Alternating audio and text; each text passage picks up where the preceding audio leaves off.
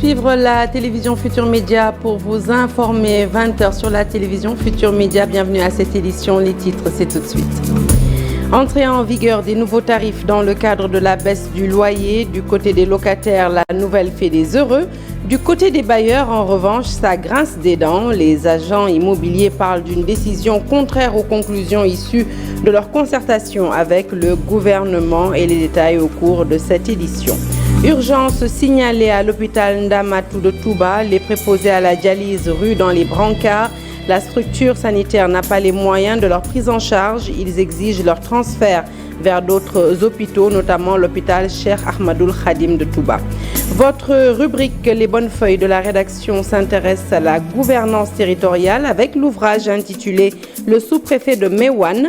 Son auteur, Fabakary Bodian, ancien sous-préfet, relate son vécu à travers les nombreuses missions accomplies au cours de sa carrière. Et puis Cannes U20, le Sénégal en demi-finale. Les Lionceaux ont également décroché leur ticket de qualification au mondial, un mondial prévu au mois de mai prochain en Indonésie. Voilà pour les titres.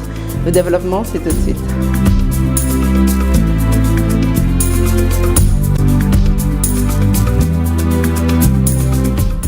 Bonsoir à toutes et à tous. Vous êtes locataire, alors vous êtes forcément au courant de l'entrée en vigueur de la baisse des prix du loyer. Le tableau d'équivalence de cette baisse est d'ailleurs disponible. Il a été publié en toute transparence afin que locataires et propriétaires soient au même niveau d'information. À la Médina, les pères de famille interrogés par nos rapporteurs approuvent la régulation, mais requièrent du gouvernement une intransigeance dans le suivi de la mesure. Fatima Touré pour les détails. Ce père de famille paie un loyer de 150 000 francs CFA par mois. Avec le tableau d'équivalence de la baisse des prix publié, le coût de sa location est désormais fixé à 127 000 francs CFA, soit une réduction de 22 500 francs CFA. Une aubaine pour lui qui salue la mesure prise par président Sall. Même s'il avait diminué 2 000 francs, c'est bon. Heureusement, moi j'ai payé 150 000. Donc ils ont fait une réduction de 22 500 francs CFA. Cela va me permettre de payer l'eau, l'électricité, etc. Donc je me dis que c'est une bonne initiative. Même situation pour ce locataire qui voit son loyer baisser de 15 000 francs CFA. Une petite économie qui peut servir à faire face à certains imprévus, selon notre interlocuteur. Il est venu au bon moment, parce que maintenant les temps sont durs. Vu que si tu payes 100 000 francs, on a réduit 15 000 francs, c'est vraiment quelque chose. Ça peut payer le petit déjeuner ou bien compléter ou avoir un sac de riz et d'autres choses, quoi. Même s'ils se réjouissent de la baisse du loyer, ces locataires restent dubitatifs quant au suivi de la mesure. Ce qui pose problème toujours, c'est le suivi. Nous demandons à l'État de prendre ça en compte. Si les bailleurs ne veulent pas appliquer les prix fixés, l'État doit prendre ses responsabilités. Et aussi, il faudrait interdire impérativement que les courtiers ou les agences demandent des avances ou commissions de 2, 3, voire 4 mois. C'est inadmissible. D'habitude, si on adopte un décret, malheureusement, il n'y a pas de suivi. Mais pour ce moment, je pense bien qu'avec la politique du nouveau gouvernement, je pense bien qu'ils vont poursuivre les... Une commission nationale de régulation du loyer, à sa tête, le président de l'ASCOSEN est mis sur pied. Les locataires demandent à la dite commission d'œuvrer pour éviter un nouvel échec après celui de 2014. Et après publication par le gouvernement des réductions opérées sur le coût du loyer, à présent, petite séance d'explication pour vous éviter de vous faire gruger justement par des bailleurs récalcitrants à l'application de cette mesure. Alors, question, sous quelles conditions peut-on résilier votre bail à usage d'habitation? Comment sont définis les honoraires de vos agences de location ou encore de vos courtiers? Élément de réponse dans ce reportage, il est signé Al-Hassan Ba. Pour permettre aux locataires et bailleurs d'être au même niveau d'information sur les mesures prises, L'État du Sénégal, à travers le ministère du Commerce, a publié un tableau d'équivalence de la baisse. Il s'agit d'un tableau qui montre le montant du loyer avant le 1er mars 2023, les nouvelles tarifications et le montant de la baisse. Par exemple, pour quelqu'un qui payait 80 000 francs CFA, son loyer actuel sera de 68 000 francs CFA. Il bénéficie d'une baisse de 12 000 francs CFA. Idem pour celui qui payait 130 000, c'est 110 500 depuis hier 1er mars. 160 000, c'est 136 000 francs CFA, soit une baisse de 19 500. 165 000, c'est 142 250, soit une baisse de 24 750. 250 000, c'est 212 000, soit une baisse de 37 500 francs CFA. 300 000 francs, c'est 255 000 francs CFA, soit une baisse de 45 000 francs CFA. 350 000, c'est 315 000 francs CFA, soit une baisse de 35 000 francs CFA. Des exemples parmi tant d'autres expliqués dans ce tableau. Et c'est pour mieux encadrer ces mesures et le secteur que le chef de l'État a mis en place la Commission nationale de régulation du loyer des baux à usage d'habitation. À côté de la publication des nouvelles tarifications, ce tableau définit les honoraires d'agence et de courtage. Désormais, les frais de courtage et d'agence s'élèvent à la moitié du mois de loyer pour les baux inférieurs à 500 000 francs CFA. Et le loyer n'est plus payable à l'avance, mais à la fin du mois. Et pour ce qui est des conditions de résiliation d'un bail à usage d'habitation, le ministère renseigne que ce n'est possible que lorsque le bailleur souhaite se loger ou loger un ou une conjointe, loger un ou une ascendante du premier degré, loger une ou un ascendant du premier degré du conjoint ou conjointe, loger une ou un ascendant du conjoint du premier degré, loger un ou une descendante du premier degré du conjoint ou conjointe, démolir son logement, et là aussi, seule la démolition est admise. Autre chose aussi, le bailleur ne peut faire résilier le bail qui le lie à son locataire qu'en l'absence de respect des engagements, c'est-à-dire le paiement du loyer, et c'est sous réserve d'un préavis de 6 mois. Pour rappel, ceux qui avaient appliqué la baisse de 2014 ne sont pas concernés par ces nouvelles mesures. Et une baisse du coût du loyer qui ne trouve pas grâce aux yeux de nombreux bailleurs. C'est le cas d'une association qui se dit mise devant le fait accompli.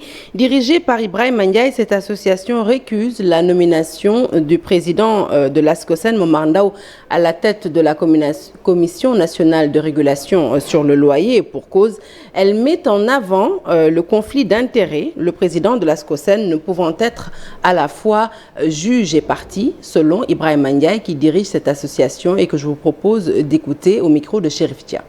La décision du gouvernement, les bailleurs, ils vont subir encore parce que simplement c'est une baisse assez énorme. Bon, jusqu'à 15%, nous trouvons que c'est exorbitant pour les bailleurs. Donc nous sommes tous dépendants de l'État. Donc on ne peut pas prendre de la poche de Jean pour le mettre dans la poche de Paul. Donc on a appliqué la baisse sans contrepartie. Voilà, malheureusement, il n'y a pas de contrepartie. Nous, ce que nous demandons, c'est la contrepartie, puisque la décision a été déjà prise. On n'y peut rien, on ne peut pas revenir en arrière. Mais au moins qu'il y ait une contrepartie, surtout au niveau de la justice, au niveau de la fiscalité, n'est-ce pas? Au niveau également des terrains, les prix des terrains. Voilà, il faut absolument des contreparties. M. Ndao, c'est quelqu'un qui, dès qu'on l'entend, il tape tout le temps sur les bailleurs. Son jeu favori, c'est de taper sur les bailleurs. Quand on prend une telle personnalité et l'a nommé comme président de la commission des loyers, c'est parce que quelque part, ça pose problème. Nous voulons une personnalité neutre, au moins. Quand on parle de régulation, on parle de quelqu'un qui est neutre. Il est déjà du côté des locataires, d'avance. Voilà. Et même son de cloche du côté des agents immobiliers. Ces derniers déplorent la démarche du gouvernement qu'ils jugent contraire aux conclusions issues de leur concertation avec le ministre du Commerce. Nous écoutons Massamba Ndiaye, secrétaire général de la Fédération des agences immobilières, toujours interrogé par Chérif Dia. Nous avons participé à plusieurs conférences, séminaires, études et ateliers concernant cette baisse du loyer avec des propositions techniques concernant le secteur de l'immobilier en général. Mais nous trouvons que c'est une bonne chose. Simplement, nous pensons que la manière dont ça a été établi n'a pas été très convaincant et ne réglera pas le problème d'une manière durable. Nous de sentiments personnels et professionnels, nous pensons que nous avons été carrément lésés. Parce que nous avons participé à ces différents ateliers, nous avons fait des propositions sur le rapport de cette commission au ministère, au Premier ministre et au premier chef, au chef de l'État, des propositions techniques pour réguler ce secteur. Nous avons même été à l'initiative de cette organisation qui est appelée la Commission nationale de régulation des loyers. Donc maintenant, après, ils ont fait un décret où ça touche carrément le revenu des agences immobilières de 50%, ce qui est totalement regrettable parce que nous avons des charges. Nous ne sommes pas ni soutenus ni subventionnés par aucune structure étatique, par aucune banque. Nous sommes des entrepreneurs dans le secteur privé et nous employons des gens. Nous participons à la réduction du taux de chômage. Donc réduire nos revenus de 50% nous pousse à réduire drastiquement nos charges et le taux de chômage va augmenter. Allez, parlons santé à présent avec l'hôpital de Ndamatou qui peine à prendre en charge les hémodialysés qui se présentent sur place. Les malades qui vivent un véritable calvaire exigent leur transfert vers d'autres centres de soins, notamment le centre national Cheikh Ahmadoul Khadim. Dans ce reportage, il tire la sonnette d'alarme et invite les autorités à agir avec célérité pour leur éviter le pire. Touba Pabalagay et Talasamba. Dépassés par leur situation depuis plus de 4 ans, les hémodialysés de l'hôpital Ndamatou ne cachent plus leur colère. Président de l'association des hémodialysés de Touba Ndamatou, Abdou Aziz Khan, dénonce une certaine négligence. Le centre d'hémodialyse est installé dans une clinique privée et en cas d'urgence, les malades peinent à être évacués. Des fois, l'ambulance de Ndamatou vient, des fois, elle ne vient pas. On est parfois obligé de les évacuer à bord d'un taxi. Autre chose, l'ascenseur est souvent en panne pendant 2 ou 3 mois. Alors que le centre est au 2e étage. Prise en charge reste également une difficulté à laquelle ils sont confrontés, note Seynabou Ndiaye, vice-présidente de l'association Touba Ndamatou. On avait dit que la prise en charge était à 75%, mais en vérité c'est à 50% et souvent nous payons de nos poches pour certaines analyses. Cela complique davantage notre situation. Leur situation jugée compliquée avec les pannes récurrentes de la machine de dialyse, Abdou Aziz Khan veut un transfert des malades vers l'hôpital Cheikh Ahmadoul Khadim. A investi beaucoup d'argent pour cet hôpital de référence en Afrique de l'Ouest. Le centre de dialyse est fermé depuis avec le matériel. Ils n'ont qu'à ouvrir ce centre de dialyse et nous transférer là-bas, même avec le personnel ici, s'il le faut. Les responsables de l'hôpital de Ndamatou contactés n'ont pas voulu trop s'épancher sur la question, mais rassurent que des mesures sont en cours pour mettre les patients hémodialysés dans les conditions les meilleures. Le Sénégal disposera bientôt d'un centre de référence dans les métiers du numérique. Fruit d'un partenariat entre notre pays et le Luxembourg, ce joyau d'un coût global de 11 milliards de francs va renforcer l'écosystème des centres de formation professionnelle. Le ministre sénégalais de la formation professionnelle, de l'apprentissage et de l'insertion et M. Franz Fayot, ministre luxembourgeois de l'économie, de la coopération et de l'action humanitaire, ont procédé au lancement des travaux du projet de construction plutôt. C'était à Diamniadio. Le compte-rendu est signé Abdou Diouf Diagne Ahmadou Bamba Samba. Ce centre, d'une capacité de 800 places, a pour objectif de former environ 1200 jeunes en présentiel et 2500 à distance. Ce projet, phare de la coopération entre le Sénégal et le Luxembourg, vise à assister le Sénégal dans la construction d'une économie résiliente, durable et inclusive. Le numérique est un outil formidable pour réaliser ce pari, selon le ministre de l'économie, de la coopération et de l'action humanitaire. C'est un projet important qui s'insère évidemment dans les plans du Sénégal, le développement de son secteur numérique et où le Luxembourg peut apporter son savoir-faire dans la matière parce que c'est quelque chose que nous faisons aussi chez nous.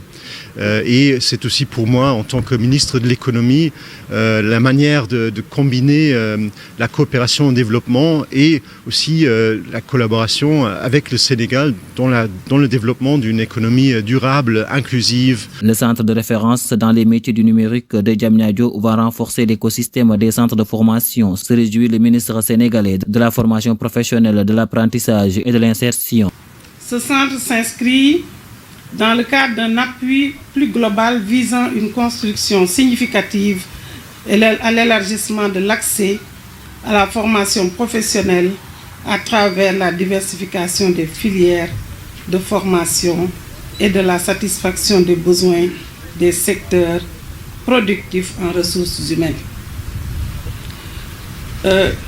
Votre Altesse, ce centre va renforcer l'écosystème des centres de formation au Sénégal. Dans la construction de ce centre, les bailleurs exigent le respect des normes environnementales, sociales et des droits de l'homme. Et pas loin de Diamniadio, à Rufisque, des femmes et des jeunes ont été formés aux techniques de maraîchage.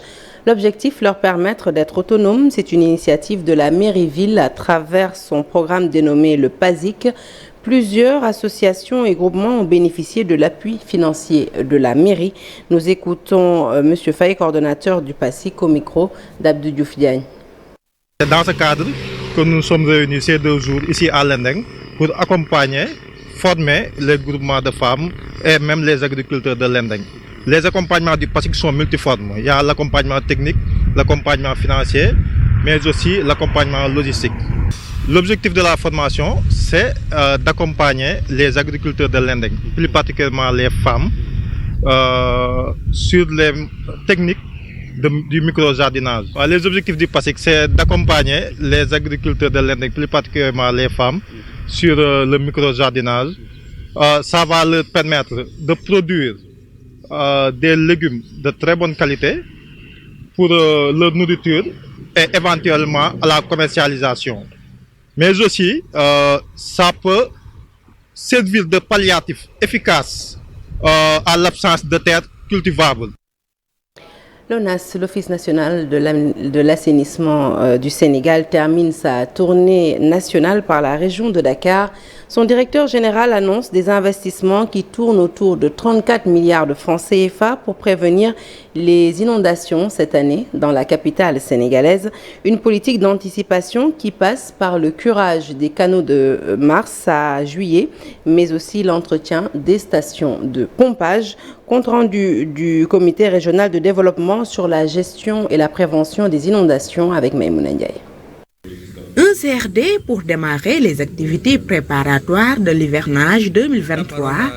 Cette année, les autorités compétentes s'inscrivent dans une démarche anticipative. Cette phase-là démarre généralement vers le mois d'août-septembre, afin que de manière anticipative et proactive, que toutes les dispositions soient prises et par l'ONAS, mais également les autres services de l'État, pour que les difficultés connues l'année dernière ne soient point au rendez-vous.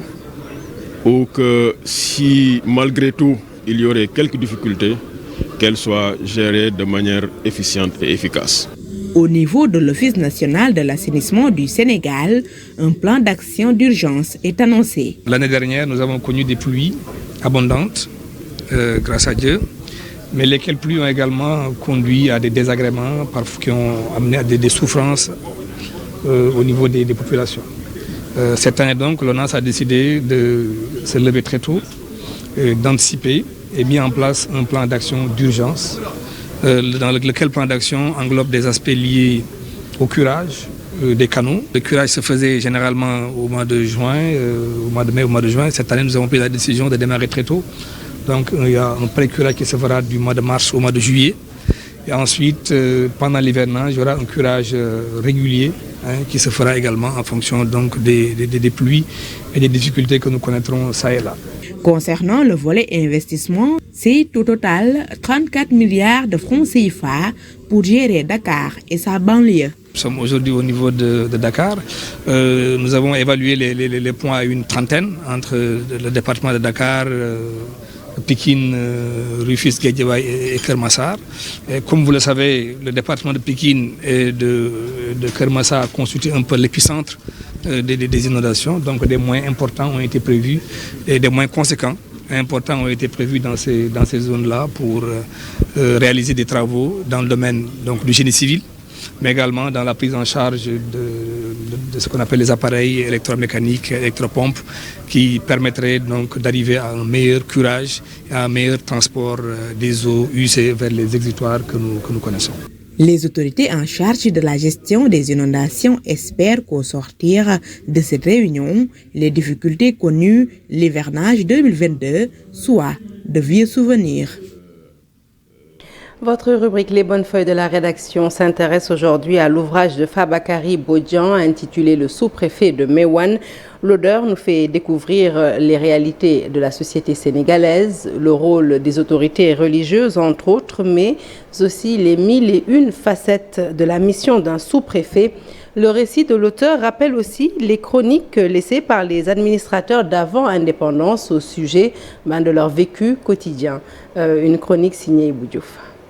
À travers cet ouvrage, l'auteur nous propose un récit dont la trame se déroule à Meouane. Fabakary Bodian évoque la mission du sous-préfet, un poste qu'il a occupé dans les années 80, dans cette localité. Et tous les secteurs ont été donc visités dans ce livre-là. Et ça m'a permis de montrer aussi le travail, combien le sous-préfet était quelqu'un qui avait un rôle très important dans cette réforme-là. Le sous-préfet avait un travail harassant, mais exaltant. Il était à tous les niveaux. L'ancien sous-préfet nous montre des facettes des autorités administratives, le rapport avec les religieux et la cohabitation des ethnies. Je voulais mettre en exergue la réforme de 1972 qui a donné ce qu'on appelait l'acte 1. L'acte 1 qui est la base de l'actuelle réforme. L'actuelle réforme sur la décentralisation, l'acte 3 d'aujourd'hui. Alors, l'acte 1, c'était donc les années 70-80 et la région de Thiès était considérée comme une région pilote. Un riche vécu de sous-préfet, des anecdotes, des situations diverses, sans oublier la responsabilité politique. J'ai raconté une histoire de détournement de biens sociaux, et j'ai donné l'exemple d'une fourrière qui était mal gérée. Mal gérée parce que les animaux qui étaient en divagation étaient gardés au niveau d'une fourrière. Quelquefois, le président du conseil rural faisait main basse sur les animaux pour les vendre, les bouffer chez lui. Dans cet ouvrage, l'auteur fait état de certaines difficultés de fonctionnement du commandement territorial, de l'insuffisance des crédits, des moyens logistiques, mais aussi des ressources humaines, parfois limitées. L'actualité sportive avec la victoire des Lionceaux en Égypte. Le Sénégal est en demi-finale. Les Lionceaux ont donc battu en quart de finale le Bénin. Score 1-0, une victoire qui les mène également au mondial de la catégorie qui se tiendra au mois de mai en Indonésie. Le récit est signé Cheikh Sadibou Diarra. Les premiers objectifs atteints pour le Sénégal à la CAN U20 en Égypte. Les Lionceaux sont dans le dernier carré de la compétition en venant au bout du Bénin en quart de finale. Un succès loin d'être facile à obtenir. Face à une formation béninoise solide et bien en place, les Lionceaux se sont montrés brouillons au cours d'une première mi-temps, sans but et même sans beaucoup d'occasions. Revenus sur la pelouse avec de meilleures intentions, les protégés de Malik Daf, plus appliqués, parviennent à ouvrir le score par le capitaine Samba Diallo qui reprend de la tête un coup franc bien exécuté par Lamine Camara. Le buteur manque de peu le doublé 7 minutes plus tard en touchant la barre transversale. La suite se résume à des occasions gâchées jusqu'à la fin du match. Le Sénégal s'impose 1-0, se qualifie pour les demi-finales, synonyme de 4e participation au Mondial U20 qui va se tenir cette année en Indonésie au mois de mai et juin. Les Lionceaux, qui ont fêté dans une bonne ambiance leur place de mondialistes, vont rencontrer en demi-finale de la CAN U20 ce lundi à partir de 14h, le vainqueur du match Congo-Tunisie de ce vendredi à 17h.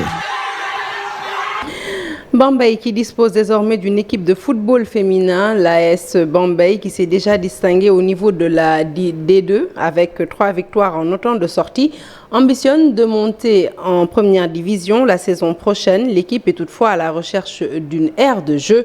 Le seul espace lui étant réservé étant occupé par piétons et automobilistes, nous disent Babacar Diouf et Nongo Ndiaye. 3 sorties. 3 victoires, l'exploit de l'équipe féminine, l'AS Bambey. Nous jouons en D2, en deuxième division du championnat national. Et nous sommes dans la phase aller et on a joué 3 matchs. Et Dieu merci, on a gagné tous nos 3 matchs. Il nous reste 2 matchs dans la phase aller. L'objectif pour coach Mbayang Thiam, ses joueuses et l'encadrement technique est sans doute la montée. L'objectif c'est la montée en D1, oui. Est-ce que ce sera facile? Est-ce qu'avec votre équipe, vous pourrez peut-être franchir les échelons rapidement? On peut dire oui, parce qu'on est bien parti, pourquoi pas. Donc, comme j'ai dit tout à l'heure aussi, on a le soutien du président, les moyens sont là. On ne dit pas que tout est rose, mais bon, on a le minimum ou le maximum, je pourrais même dire le maximum pour vraiment travailler dans de bonnes conditions. Première équipe féminine de toute la région de Diourbel, l'AS Bambey entend développer le football féminin dans le département. Il y a un projet à long terme et je pense que d'ici quelques années, on aura de petites filles qui vont progresser et pourquoi pas jouer dans l'équipe élite. Pour cela, il faudra résoudre le problème d'infrastructure dans la localité. Où s'entraîner, un terrain synthétique, il faut qu'on aille jusqu'à Diourbel, au stade Elimanel Fall. Ici, les terrains, comme vous avez vu, il y a tout le monde qui passe, c'est pas trop facile à gérer. Bon. Avec cette équipe féminine, les Bambayois commencent à découvrir la beauté de ce sport pour la gente féminine. Un des objectifs du président de la Ligue régionale de football, Abdou. Et du football, nous passons aux arts martiaux avec le président du CNOS, Mamadou Diagne, qui a été distingué par la Fondation humanitaire internationale de taekwondo, dont l'initiateur, le docteur Chang Won-chue, est présentement à Dakar. Par ailleurs, le président de la Fédération mondiale de taekwondo annonce une collaboration avec la Fédération sénégalaise de la discipline pour l'organisation d'un mondial junior au Sénégal en 2026. Le compte rendu est toujours signé Chersadi Boudjara. Créée en 2015, la Fondation humanitaire internationale du taekwondo, qui lutte pour le bien-être des réfugiés, se démarque aussi par des distinctions honorifiques à des personnalités du monde sportif. Cette année, leur choix s'est porté sur Mamadou Diagne, président du CNOS, pour le raffermissement de leur collaboration. Le taekwondo n'est pas qu'un sport. Plus qu'un sport, c'est une façon de former la jeunesse pour leur apprendre comment vivre comme des citoyens du monde, et qui a mené jusqu'au camp de réfugiés que développe aujourd'hui le taekwondo à Amman, en Jordanie, à travers 2 camps de réfugiés de 50 000 personnes. Ils ont évoqué l'éventualité, mais même maintenant la possibilité que le Sénégal accueille en 2026, dans les premiers mois de 2026, les championnats juniors, qui seront en même temps des épreuves qualificatives pour les Jeux olympiques de la jeunesse 2026. Et bien entendu, World Taekwondo, la Fédération internationale, va soutenir le processus, va accompagner le comité d'organisation. Leur intérêt manifeste pour la réussite des Jeux olympiques de la jeunesse Dakar 2026 est bien accueilli. De la Corée, votre pays, aux États-Unis d'Amérique, de la Belgique à la République de Côte d'Ivoire, de l'Ouzbékistan à la Mongolie, vous avez su gagner les cœurs et faire vivre la paix. Chacun de ces pays en retour vous a manifesté respect et considération par de nombreuses distinctions honorifiques qui marquent leur attachement aux engagements et aux idéaux que vous poursuivez. Nous nous félicitons donc des relations que nous entretenons et des belles perspectives d'avenir qui s'offrent à nous, surtout en prévision des Jeux olympiques de 2026. À 3 ans de l'organisation d'un premier événement sportif mondial, le Sénégal est au centre des intérêts des fédérations. Un rayonnement sous différentes formes, comme cette distinction à Mamadou Diagne. Voilà, ce journal est à présent terminé. Vous pouvez le suivre en replay sur toutes nos plateformes digitales ainsi que sur le site www.igfm.sn. Restez avec nous et retrouvez la grande Binta Diallo pour la deuxième partie de Soir d'Info. Elle reçoit tout de suite Monsieur Mamadou Ndiaye, président du mouvement citoyen Demain. C'est maintenant un mouvement lancé par notre doyen il y a juste quelques jours. Excellente suite des programmes sur la télévision Futur Média. Excellente soirée.